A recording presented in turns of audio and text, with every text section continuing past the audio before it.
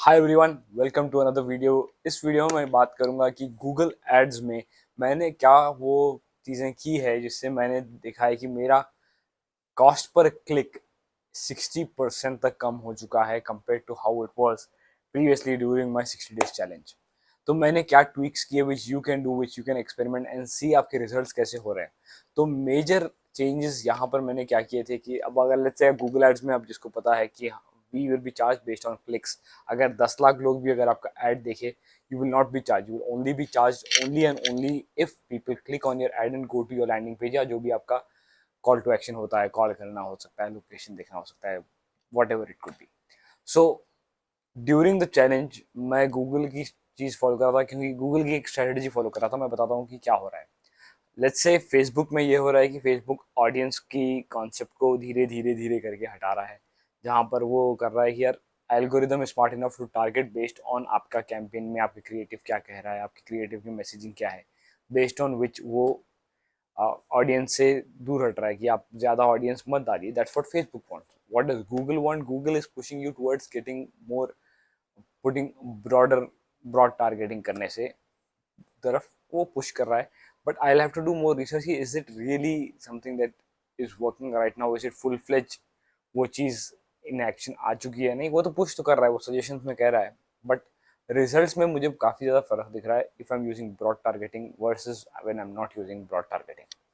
सो मैं जब 60 डेज का चैलेंज रन कर रहा था वहाँ पर मैंने काफ़ी ज़्यादा कीवर्ड्स डाले थे ब्रॉड टारगेटिंग में, और बहुत कम वर्ड्स थे जो फ्रेज मैच होते हैं। फ्रेज मैच बेसिकली ये होता है कि लेट्स से कि मैं सेल कर रहा हूँ ब्लैक शर्ट, एग्जाम्पल दे रहा हूँ, it's not that any way, और ये आप खाली एग्जाम्पल के लिए है। तो जैसे कि बाई ब्लैक शर्ट अगर मेरा कीवर्ड है, जैसे मैं चाह रहा हूँ कि लोग शॉपिंग करें और मेरा ब्लैक शर्ट खरीदे, तो मैं फ्रेज मैच अगर डालना है तो मैं बाई ब्लैक शर्ट डाल सकता हूँ। Phrase phrase phrase match, phrase match में क्या होता है, आप कीवर्ड को इनवर्टेड कॉमर्स में डालते हो, that is a phrase match.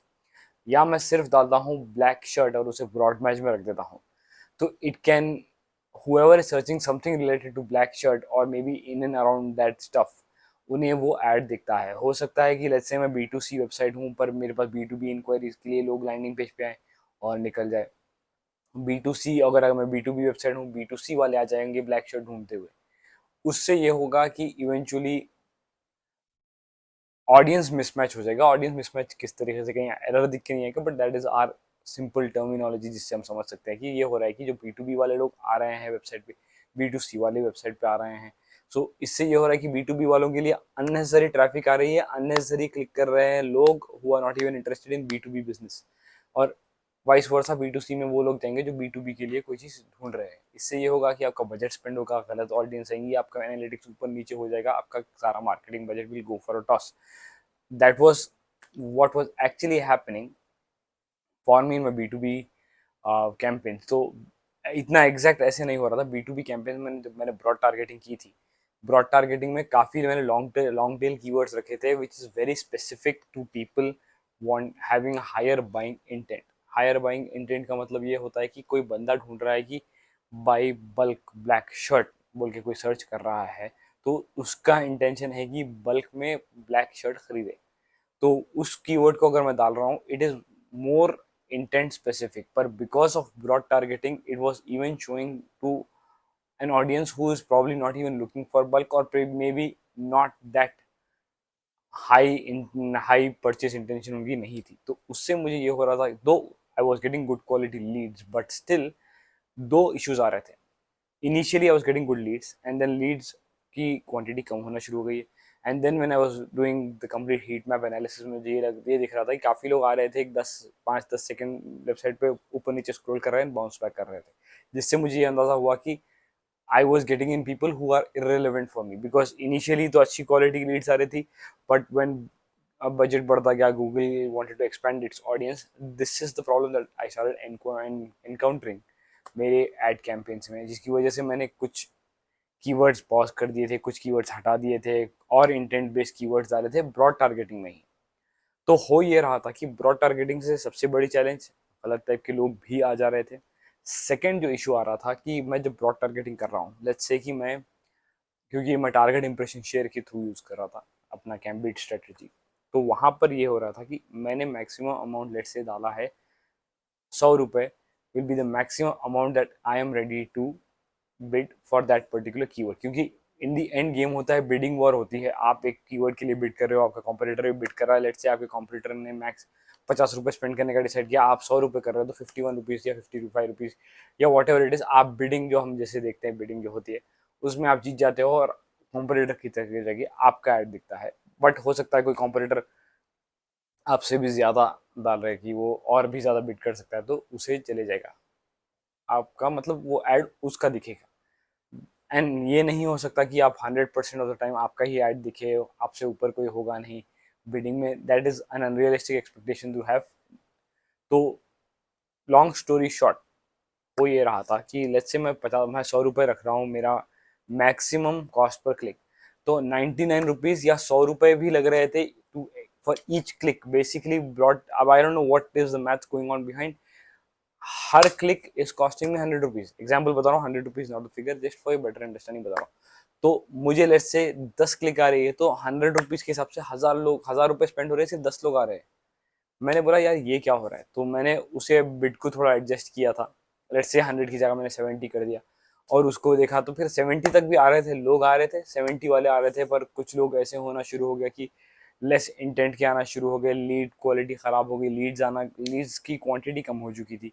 तो मैं बोला यार this something wrong happening over here, I don't know why ये ऐसे हो रहा है। तो मैंने क्या किया, मैंने सारे ब्रॉड अभी जो है मैंने सारे ब्रॉड टारगेटिंग के कीवर्ड्स हटा दिए। I have now only and only kept phrase match.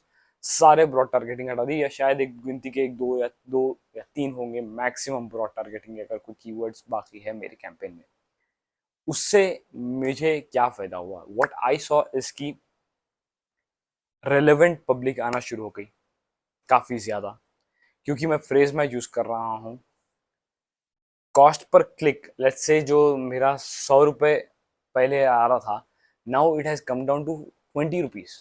Example के तौर पर बता रहा हूँ, जस्ट फॉर सिंपल अंडरस्टैंडिंग। इतना मैसिव फर्क आ चुका है कि 20 रुपीज़, 30 रुपीज़ या 40 रुपीज़ आ रहा है on an average.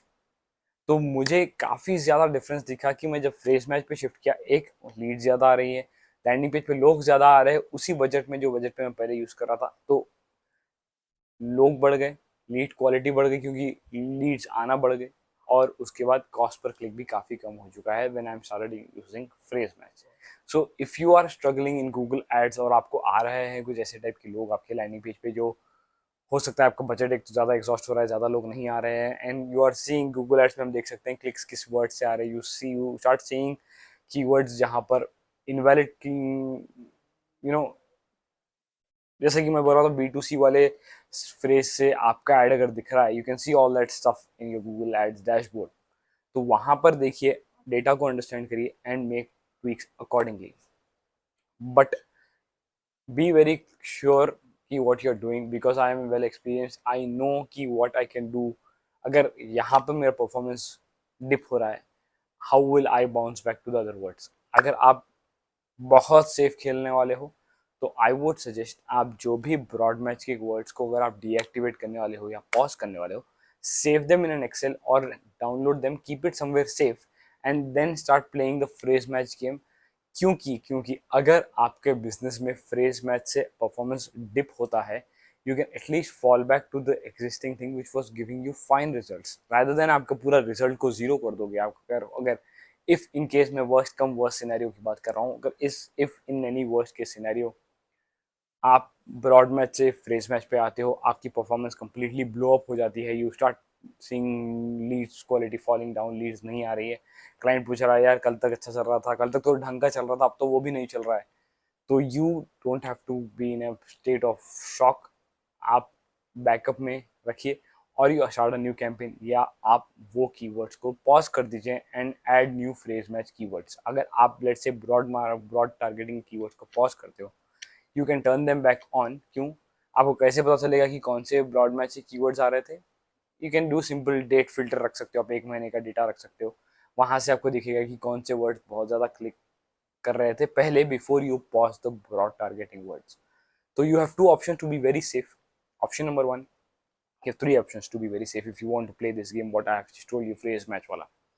What I did, I paused all the broad targeting words, put in new phrase match which were more accurate, more specific.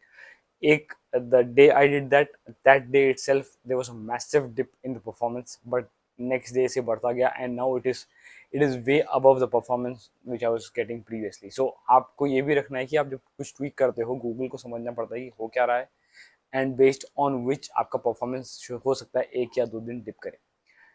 So three options which you can do to go into the phrase match game. एक, pause all the broad targeting ones or most of the broad targeting ones except the ones which are giving good leads, and put in phrase words, phrase match and उसे run कर दीजिए. Option number two, अगर आप पूरे को निकालना चाह रहे हो, आप पूरे ब्रॉड मैच के जो कीवर्ड्स जिसने आपको क्लिक्स जनरेट किए उसे एक बैकअप रख लीजिए कहीं पर शीट में, गूगल डॉक्स में, and then put new phrase match keywords and then run your campaign. Option three which is least likely, अगर आप एक न्यू कैंपेन शुरू करो जहां पर आप फ्रेज मैच वर्ड्स को डालो and then start the game. अगर आप एग्जिस्टिंग कैंपेन को पॉज करके न्यू कैंपेन शुरू कर रहे हो तो यू शुड अंडरस्टैंड कि आपकी न्यू कैंपेन एक लर्निंग फेज में जाएगी and it will take some time for the performance to start happening. तो बी वेरी श्योर कि आप एक चीज को पॉज, जो चल रही विनिंग चीज को पॉज ना करें और एक नई चीज ना शुरू करें, because that will increase the time of the ad, the new campaign को परफॉर्म करने टाइम बढ़ जाता है. ऑप्शन नंबर फोर भी है. ऑप्शन नंबर फोर ये है कि आपका ब्रॉड टारगेटिंग वाला कीवर्ड का कैंपेन चलने दीजिए, एक न्यू कैंपेन लॉन्च करिए फ्रेज मैच वाली, start the phrase match campaign वाली ad and then let the performance start coming in there, and once वो थोड़ी ट्रैक पे आना शुरू हो जाती है, pause the broad match wala campaign. These are the four options that you can do if you have experienced any kind of issues with broad match and invalid audience coming to your landing page through Google Ads. I hope you like this. I hope you found this informative. अगर आपको कोई और videos चाहिए मेरी तरफ से on Google Ads, Facebook Ads, YouTube Ads तो नहीं बोल सकता हूँ, Google Ads, Facebook Ads, Mindset or marketing in general, do let me know. I will be more than happy to discuss it and probably I'll be able to give you a solution. If not, I'll do some research. I'll try to get in touch with more folks and try to come up with a solution for your business. See you guys in the next one. Bye bye. Take care.